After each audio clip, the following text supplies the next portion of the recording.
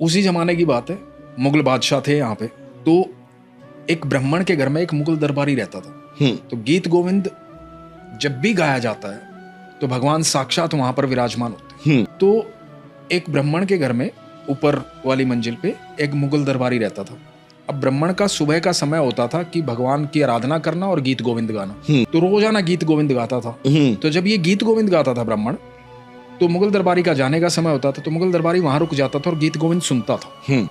अब ब्राह्मण रोज नोटिस कर रहा था कि मैं जब गीत गोविंद गाता हूँ ये रुक जाता है और सुनता है। तो ब्राह्मण ने कहा कि आप रोजाना रुक जाते हो, सुनते हो। तो मुगल दरबारी ने कहा कि मुझे बड़ा आनंद आता है ये सुनने में। तो ब्राह्मण ने कहा कि आपको पता है ये क्या है? बोला वो तो मुझे नहीं पता, लेकिन मुझे अच्छा लगता है जब आप गाते हो। बोला तो ब्राह्मण ने बताया कि ये गीत गोविंद है, ये ठाकुर जी की आराधना है और हमारे ठाकुर जी बड़ा प्यार करते हैं इसको। तो बोले अच्छा। बोला आपको सीखना है? ब्राह्मण ने पूछा। बोला हाँ मुझे सीखना है। तो बोला ठीक है मैं सिखा दूंगा। अब वो ब्राह्मण के पास गीत गोविंद सीखने लगा। तो गीत गोविंद जब आ गया तो ब्राह्मण ने बताया कि इसके कुछ नियम है। बोले बताओ। बोला नियम ये है कि जब भी गीत गोविंद गाओगे ना तो ठाकुर जी स्वयं विराजमान होते हैं वहां पर। तो ठाकुर जी को एक आसन दे लेना जहां भी गाओगे, तो ऐसे ही मत कहीं भी गाना शुरू कर देना। तो उसने बोला मुगल दरबारी ने कि मेरे लिए तो ये संभव नहीं है, क्योंकि ये तो ऐसा गीत है मेरा गाने का हर समय मन करेगा, लेकिन मैं ज्यादातर घोड़े पर सवार रहता हूँ, मेरी तो ऐसी नौकरी है, मुझे इधर से उधर जाना पड़ता है। तो ब्राह्मण ने कहा कि कोई बात नहीं, तेरा भाव अच्छा है, तो जो घोड़े की जिन होती है ना आगे काठी पे, बोला उस पे एक आसन बिछा लेना और गीत गोविंद गाना। बोला हाँ ये ठीक रहेगा। तो अब ये मुगल दरबारी क्या करता कि घोड़े की जिन पे आसन बिछाता और अपना गीत गोविंद गाता, बड़े आनंद में रहता ये भी गीत गोविंद गाते गाते। एक दिन हुआ क्या, अचानक से बुलावा आ गया दरबार से और इसको कहीं जाना पड़ा, आसन लेना भूल गया और घोड़े पर इसको जाना पड़ा। रात का समय था।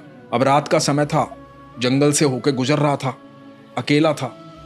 तो अकेला था, अब इसके पास तो गीत गोविंद के अलावा कुछ ऐसा है नहीं, गीत गोविंद ही गाना था इसको। तो ये गीत गोविंद गुनगुनाने लगा और गाने लगा, धीरे धीरे भाव में आ गया, पूरे गीत गोविंद गाने लगा। अब जब गीत गोविंद गाने लगा तो इसको अपने पीछे घुंघरूओं की आवाज आई तेज तेज।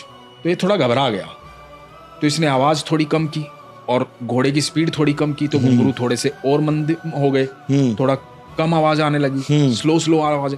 जैसे ये स्पीड बढ़ाए वैसे घुंघरू की आवाज की स्पीड बढ़ जाए। तो इसकी समझ में नहीं आया, थोड़ा घबरा गया, इसने घोड़े को रोक दिया और चुप हो गया। जैसे ये चुप हुआ घुंघरू की आवाज भी चुप हो गई, बंद हो गई। तो ये घोड़े से नीचे उतरा और इसने पीछे डरते डरते पीछे मुड़ के देखा।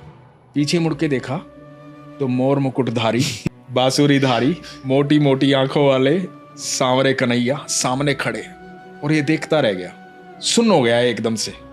और वो बालक बोलता है, ठाकुर जी बोलते हैं, गाओ ना, रुक क्यों गए? अरे तो तुम्हें सुनने के लिए तो पीछे भाग रहा हूँ, गाओ। तो ये दंडवत हो गया, बोला प्रभु आप मेरे पीछे भाग रहे हैं, मेरे घोड़े के पीछे, मैं तो हूँ क्या, एक साधारण सा दरबारी।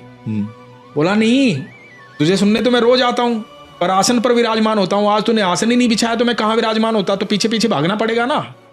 तो इसकी आंखों में अश्रु बह रहे हैं, शरीर कांप रहा है, दंडवत प्रणाम कर रहा है और भगवान को कह रहा है, मैं प्रभु, मतलब मैं ये क्षण भूल ही नहीं सकता कि आप गीत गोविंद गाने के लिए मेरे पीछे पीछे, गीत गोविंद सुनने के लिए मेरे पीछे पीछे दौड़े आ रहे हैं। और इसने रज के गीत गोविंद गाया और भगवान अंतर ध्यान हो गए। उसके बाद ये रास्ते से ही वापस गया दरबार में और इसने अपना इस्तीफा दिया।